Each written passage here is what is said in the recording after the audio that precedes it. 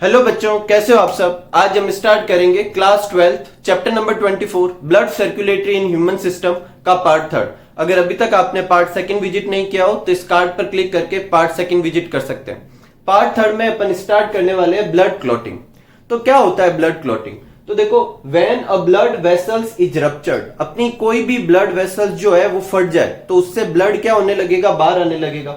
The blood is loss, और इस blood loss को क्या करना है, प्रिवेंट करना है। उसकी जो मैकेनिज्म होती है उसे अपन क्या कहते हैं, ब्लड क्लॉटिंग। देखो, जब कहीं से भी ब्लड वेसल्स फटेगी तो वहां से ब्लड बाहर निकलने लगेगा, ये एक प्रॉब्लम है। और ब्लड लिमिटेड अमाउंट में होता है अपनी बॉडी में और बहुत सारे इंपोर्टेंट फंक्शन परफॉर्म करता है, तो वो सारा लॉस हो जाएगा। और दूसरा, वो वहां पर एक ओपन पॉइंट हो जाएगा जहां से पैथोजन या कोई बैक्टीरिया, हार्मफुल बैक्टीरिया वगैरह कहां एंटर कर सकता है, अंदर। तो उसे एज सून एज पॉसिबल उसको वापस क्या करना है, ब्लॉक करना है, ताकि ब्लड लॉस भी ना हो और जो पैथोजन वगैरह आ रहे हैं उनको भी रोका जा सके। तो इसे रोकने की जो मैकेनिज्म होती है उसे अपन क्या कहते हैं, ब्लड क्लॉटिंग। और क्या होता है ब्लड क्लॉटिंग में, बेसिकली वहां पर जहां पे भी कट लगा है वहां पर एक सेमी सॉलिड लाइक सब्सटेंस बनने लगता है जो उस पॉइंट को क्या कर देता है, सील कर देता है। एकदम सिंपल। तो देखो, when a blood vessels is ruptured the blood loss is prevented by a mechanism called clotting और blood clotting. Blood clotting is a production of mass of semi solid material at the site of injury that close the wound, और वो उसको क्या करता है, entry point को close कर देता है, helping to prevent further blood loss and bacterial invasion. इसका क्या मतलब है, ब्लड क्लॉटिंग दो फंक्शन करता है। ब्लड को तो रोकता ही है, साथ में वो बाहर से जो हार्मफुल बैक्टीरिया वगैरह एंटर कर सकते हैं उसको भी रोकता है। The clot is form by the action of clotting factor. Clot जो बनना होता है वो दो चीजों पे डिपेंड करता है, एक प्लेटलेट्स पे जो कि एक तरह की ब्लड सेल है, और प्लाज्मा में क्लॉटिंग फैक्टर्स होते हैं उनके ऊपर डिपेंड करता है। ठीक है, ब्लड क्लॉटिंग जो होती है वो 2 to 3 मिनट लेती है। अब ये जो पहला टॉपिक जो मैं आपको करवा रहा हूं यहां से लेकर यहां तक, ये आपकी बुक में नहीं दे रखा, पर मैं चाहूंगा कि आप इसे अच्छे से फोकस करें, और फिर भी अगर आप ना चाहें तो इसे स्किप भी कर सकते हैं। देखो, ब्लड क्लॉटिंग फैक्टर क्या है, ब्लड प्लाज्मा में कुछ क्लॉटिंग फैक्टर होते हैं, और एग्जैक्टली बोले जाए तो 13 ऐसे फैक्टर होते हैं जो क्या करते हैं, ब्लड क्लॉटिंग करवाते हैं। इनमें से अगर एक भी एब्सेंट हो जाएगा तो अपना ब्लड क्लॉट नहीं करेगा। आप सही सुन रहे हैं, अगर एक भी एब्सेंट होगा तो भी अपना ब्लड क्या नहीं होगा, क्लॉट नहीं करेगा। तो blood coagulation factor are proteins and ion, कुछ प्रोटीन है कुछ आयंस है in blood plasma under a certain circumstance, जब एक जरूरत पड़ती है, जो कि अक्सर क्या होती है, कहीं से ब्लड वेसल्स फटने पर ही होगी, undergo a series of chemical reaction, मतलब एक के बाद एक सिक्वेंशियल चेंजेज होंगे जो कि अपन को अभी मैकेनिज्म में करना भी है। ठीक है, leading to formation of blood clot. और ये कितने फैक्टर है, 13। हालांकि स्टार्टिंग में कितने थे, टोटल 13 फैक्टर थे, और फैक्टर नंबर 6 को अब रिजेक्टेड कर दिया गया है, तो अब 12 फैक्टर ही मानते हैं। तो ये सारे फैक्टर्स की लिस्ट है। ठीक है, आप यहां से नोट कर सकते हैं। अब ये पॉइंट मैंने यहां पे लिख दिया, early there are 13 factor but now there are 12 factors, जो कि फैक्टर नंबर 6 जो था एसिलरीन, उसको अब नहीं मानते कि ब्लड क्लॉटिंग फैक्टर है। ठीक है, these factor are mainly produce in liver. Generally ये सारे फैक्टर कहां बनते हैं, लीवर में। ये भी एक वजह है, अगर किसी पर्सन में लीवर खराब हो जाए तो उसका ब्लड क्लॉट भी अच्छे से नहीं हो पाएगा। ठीक है, विटामिन के जो होता है वो रिक्वायर्ड होता है इन फैक्टर्स के फॉर्मेशन के लिए, और ये भी आपने पढ़ा होगा, किसी पर्सन में अगर विटामिन के की डेफिशिएंसी होती है तो उसमें भी ब्लड का क्लॉटिंग नहीं हो पाता। ठीक है, नेक्स्ट है lack of any of these factor in blood result in inability of clot formation, मतलब अगर इनमें से कोई एक भी एब्सेंट है तो भी अपना ब्लड क्लॉट नहीं करेगा। और एब्सेंस ऑफ एएचएफ, ये जो एएचएफ है एंटी हीमोफिलिक फैक्टर कहते हैं, और अगर ये ना हो, मतलब जो अपनी जीन जो होती है वो एएचएफ बनाती है, अगर वो ना हो, काम ना करे और एएचएफ ना बने तो भी अपन में ब्लड क्लॉट तो बनेगा नहीं। इस डिजीज को क्या कहते हैं, हीमोफीलिया, जो अपन जेनेटिक्स में डिस्कस करेंगे। लेकिन हीमोफीलिया जो बेसिकली होता है वो किस फैक्टर के एब्सेंस की वजह से होता है, एएचएफ की वजह से। ठीक है, हीमोफीलिया में आपने सुना होगा कि ब्लड क्लॉट नहीं होता, तो वो कौन से फैक्टर की एब्सेंस की वजह से होता है, एएचएफ की वजह से। ठीक है, और ये बाकी के फैक्टर है, आप नोट कर सकते हैं। फिर अपन मैकेनिज्म करते हैं।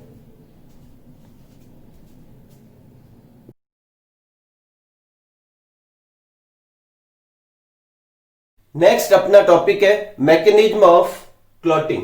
तो देखो मैकेनिज्म ऑफ क्लॉटिंग जो है वो आपकी बुक में 3 स्टेप में दे रखी है। मैं एक उससे पहले का एक एडिशनल स्टेप और लिखवाना चाहूंगा और मैं चाहूंगा कि आप भी नोट करें। तो सपोज करो कि एक ब्लड वेसल्स थी जो यहां से रप्चर हो गई और यहां से ब्लड क्या होने लगा है, बाहर की तरफ मूव करने लगा है।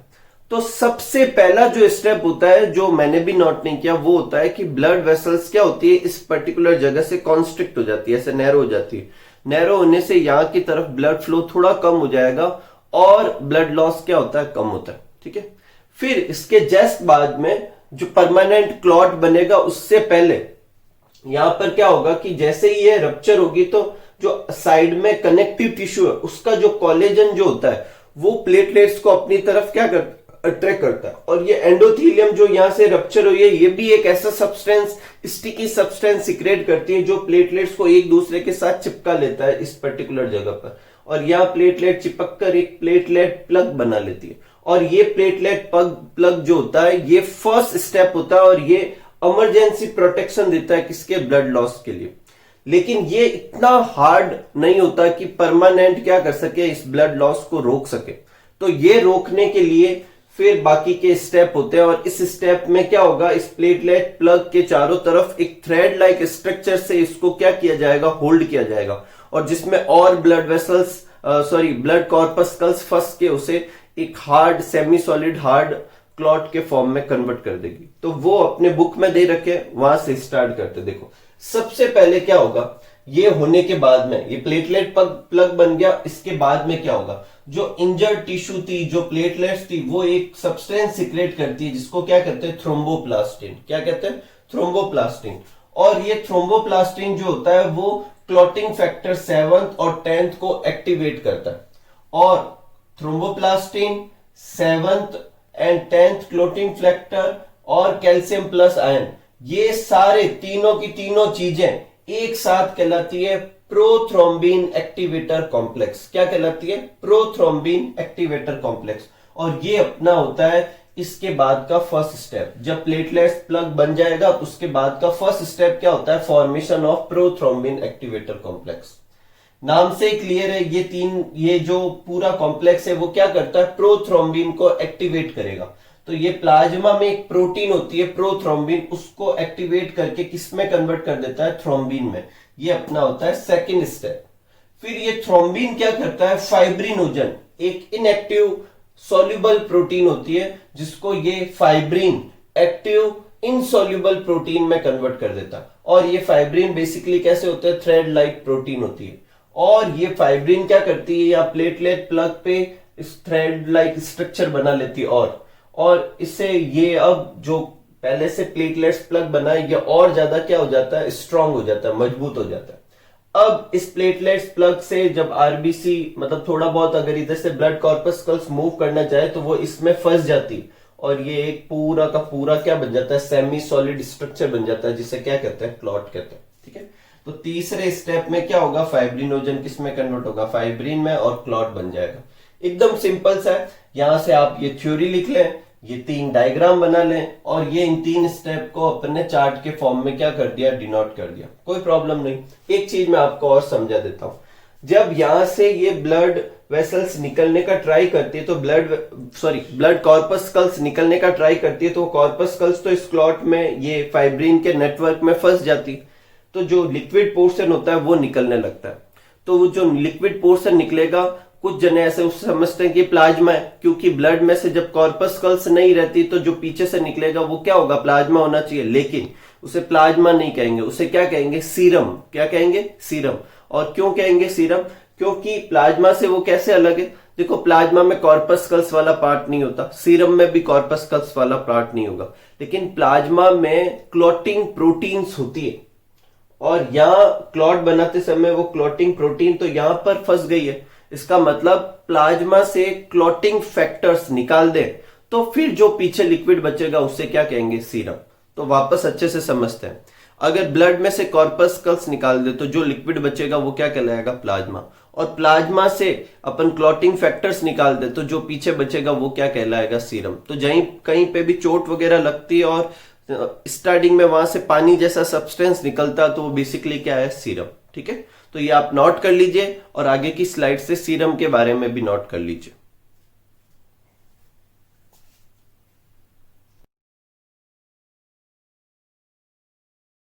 नेक्स्ट टॉपिक लेते हैं अपन ब्लड वेसल्स। तो ब्लड वेसल्स बेसिकली क्या होती है, एक तरह का ट्यूबुलर नेटवर्क है या पाइप सिस्टम समझ सकते हैं सर्कुलेटरी सिस्टम का, जिसमें जो फ्लूइड जो होगा वो एक पर्टिकुलर पाथ पे ही क्या करता रहेगा, फ्लो करता रहेगा और इन पाथ से बाहर कभी भी ब्लड नहीं आएगा। किसमें? ह्यूमन के अंदर। ह्यूमन के अंदर इन ब्लड वेसल्स से बाहर कभी फ्लूइड नहीं आता, हमेशा ब्लड इन्हीं वेसल्स के अंदर ही रहता है। इसीलिए अपना सिस्टम कैसा होता है, क्लोज सर्कुलेटरी सिस्टम होता है। 3 तरह के पाइप होते हैं, आर्टरी, वेन और कैपिलरीज।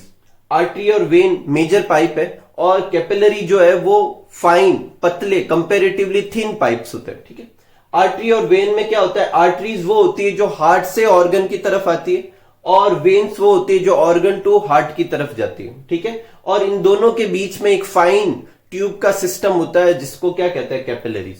ठीक है, सबसे पहले स्टार्ट करते हैं इनके स्ट्रक्चर से कि चाहे कोई भी ब्लड वेसल्स हो उसका स्ट्रक्चर कैसा होगा।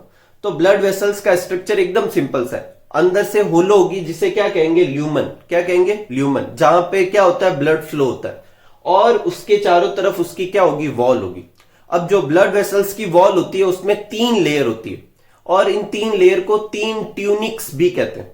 जो सबसे बाहर वाली होगी उसे कहेंगे ट्यूनिका एक्सटर्ना, जो बीच में होगी ट्यूनिका मीडिया और जो सबसे अंदर होगी ट्यूनिका इंटरना। एकदम आराम से नाम भी लर्न हो सकते हैं। तो सबसे अंदर क्या होता है, ल्यूमन। ल्यूमन में ब्लड फ्लो होता है, उसको सराउंड किए हुए क्या होती है, ट्यूनिका इंटरना। उसको सराउंड किए हुए क्या होती है, ट्यूनिका मीडिया और उसको सराउंड किए हुए क्या होती है, ट्यूनिका एक्सटर्ना। कोई प्रॉब्लम नहीं। कैपिलरीज में सिर्फ और सिर्फ ट्यूनिका इंटरना ही होती है। ट्यूनिका इंटरना को एंडोथीलियम भी कहते हैं। ठीक है, कोई प्रॉब्लम नहीं। तो the wall of blood vessels consist 3 layer, जिनको क्या कहते हैं, 3 ट्यूनिक्स कहते हैं। एक एक करके तीनों को लेते हैं। सबसे पहला है ट्यूनिका एक्सटर्ना, ये आउटर मोस्ट लेयर होती है और किसकी बनी होती है, कनेक्टिव टिश्यू की, तो प्रोटेक्शन वगैरह का काम हो गया।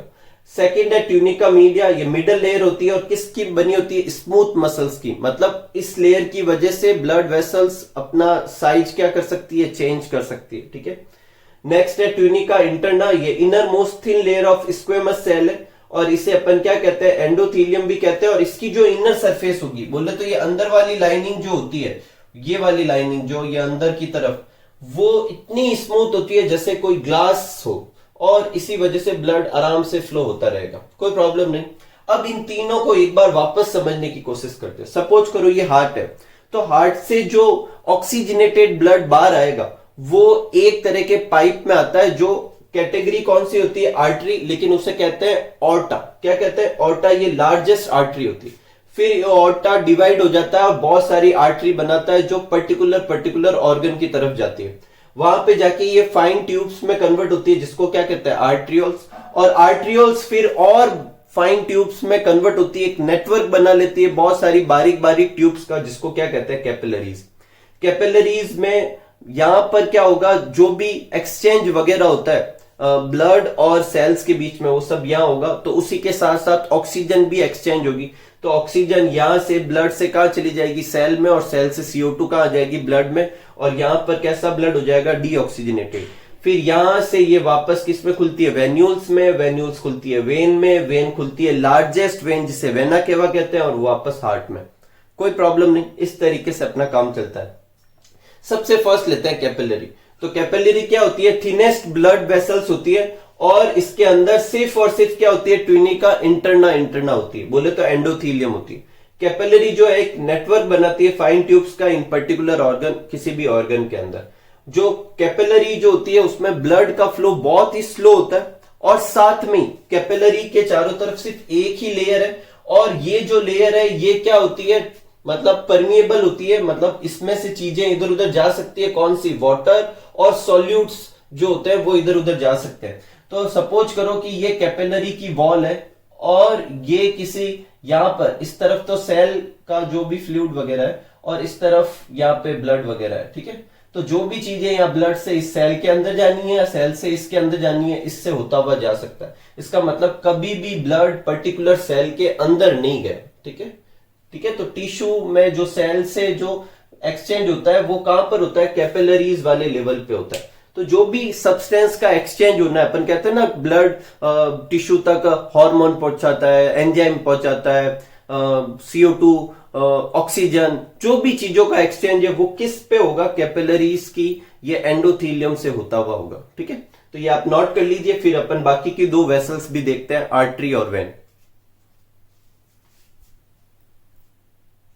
नेक्स्ट अपने आर्टरी और वेन में डिफरेंस। ठीक है, और साथ ही साथ में आर्टरी और वेन का डिस्क्रिप्शन भी हो जाएगा। तो वो ब्लड वेसल्स जो हार्ट से ऑर्गन की तरफ ब्लड को लेके जाती है उसे अपन क्या कहेंगे, आर्टरी। ये हमेशा किस से किस तरफ मूव कर रही होगी ब्लड को, हार्ट से ऑर्गन की तरफ।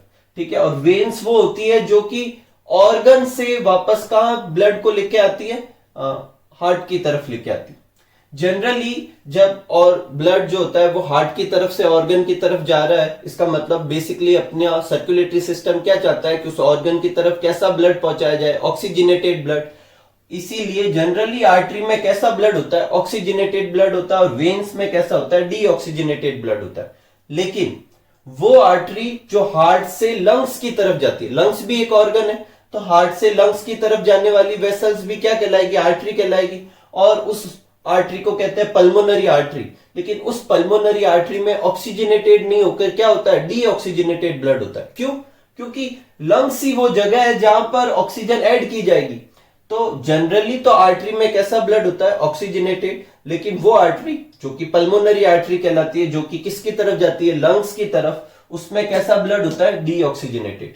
ठीक वैसे ही जनरली वेन्स में कैसा ब्लड होता है, डीऑक्सीजनेटेड ब्लड होता है। लेकिन वो वेन जो लंग्स से हार्ट की तरफ आ रही है वो अपनी तरफ से कैसा ब्लड लेके आ रही होगी, ऑक्सीजनेटेड ब्लड। कोई प्रॉब्लम नहीं, आगे बढ़ते हैं।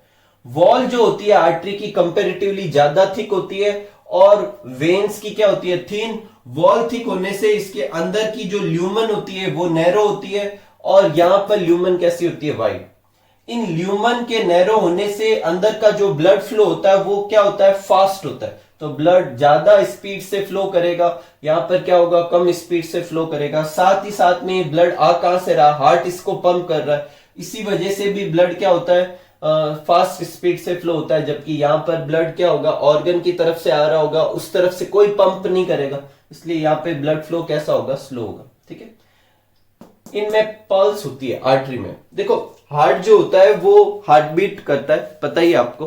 तो वैसी ही बीट जैसा अपन को मतलब वो फील कहां पर आ सकती है, जब अपन किसी आर्टरी को क्या करते हैं, टच करते हैं। तो अपन ऐसे नहीं कहेंगे कि आर्टरी बीट कर रही है या आर्टरी में हार्ट बीट हो रहा है, नहीं, उससे कहेंगे पल्स। क्या कहेंगे, पल्स। तो आर्टरी में वैसी पल्स फील होती है, वेन में ऐसी कोई पल्स फील नहीं होती। अपन अपने ऊपर सरफेस पे कोई भी वेन को ऐसे पुश करके देखे, दबा के देखे, तो उसमें कोई पल्स फील नहीं होती। लेकिन अगर किसी आर्टरी को टच करके देखे, जैसे अपना ये जो थंब है, इस थंब के जस्ट नीचे यहाँ पर ये जो बोन है, ये थंब जहां पर मैच हो रही है, यहाँ पे देखो एक डिप्रेशन है, यहाँ पर अगर दबा के देखेंगे तो यहाँ एक आर्टरी है जिसे अपन फील कर सकते हैं। इसमें अपन को क्या फील होगी, पल्स फील होगी। ठीक है, तो आर्टरी में पल्स होती है, वेन्स में नहीं होती। नेक्स्ट, आर्टरी में कोई सेप्टा नहीं होता। ऐसा क्यों? देखो आर्टरीज में जो ब्लड जो होता है वो हार्ट की तरफ से आता है, तो हार्ट उसे फुल प्रेशर से भेजता है, तो वो एक ही डायरेक्शन में आराम से फ्लो कर सकता है। लेकिन वेन से जो ब्लड आता है वो ऑर्गन से आता है। तो सपोज करो वो नीचे से ऊपर की तरफ बढ़ रहा है, तो हो सकता है वापस वो नीचे गिर जाए, बैक फ्लो हो जाए। तो उस बैक फ्लो को रोकने के लिए, क्योंकि इतना प्रेशर से तो ब्लड चढ़ नहीं रहा, तो उस बैक फ्लो को रोकने के लिए वेन्स के अंदर क्या होता है, सेप्टा होता है। जबकि आर्टरी में ऐसा कुछ भी नहीं होता। आर्टरी जो होती है जनरली बॉडी के अंदर की तरफ, डीप इनसाइड द बॉडी होती है, ऊपर से विजिबल नहीं होती। जबकि ये कैसी होती है, सरफेसियल। अपन को ऊपर से जो भी दिखता है वो क्या है, सारी वेन्स है। यहाँ पर जो दिखती है, यहाँ पर जहां अपना ब्लड निकाला जाता है, ये सारी क्या है, वेन्स है। आर्टरी हमेशा अंदर होती है, लेकिन कुछ ऐसी जगह है जहां पर आर्टरी ऊपर से फील की जा सकती है। जैसे कि अभी मैंने ये बताया था, एंकल्स के पास में होती है, अपने यहाँ पे पीछे की तरफ होती है। तो ये कुछ जगह को छोड़ के, क्योंकि इन जगह पर क्या है, नीचे की तरफ बॉन आ जाती है, तो और अंदर की तरफ नहीं मूव कर सकती आर्टरी। तो इन जगहों को छोड़ के बाकी आर्टरी अंदर की तरफ होती है। ये एक सेफ्टी है बॉडी की, क्योंकि अगर आर्टरी रप्चर हो गई तो उसमें बहुत ही स्पीड से क्या होगा, ब्लड लॉस होगा कंपेरेटिवली वेन के। इसलिए आर्टरी का होती है डीप इनसाइड द बॉडी होती है। कोई प्रॉब्लम नहीं, ठीक है। ये दोनों डायग्राम भी बना सकते हैं इनमें डिफरेंस में साथ साथ। इसी के साथ अपन आज की वीडियो को एंड करते हैं। आज की वीडियो में अपन ने ब्लड क्लॉटिंग और ब्लड वेसल्स के बारे में स्टडी किया था। अगले वीडियो में अपन स्टार्ट करेंगे पंपिंग ऑर्गन, बोले तो हार्ट। तो मिलते हैं अगले वीडियो में, तब तक आप इसको अच्छे से प्रैक्टिस कीजिए, खूब सारा खुश रहिए, खूब सारा मस्त रहिए और खूब हार्डवर्क कीजिए। Thank you for watching.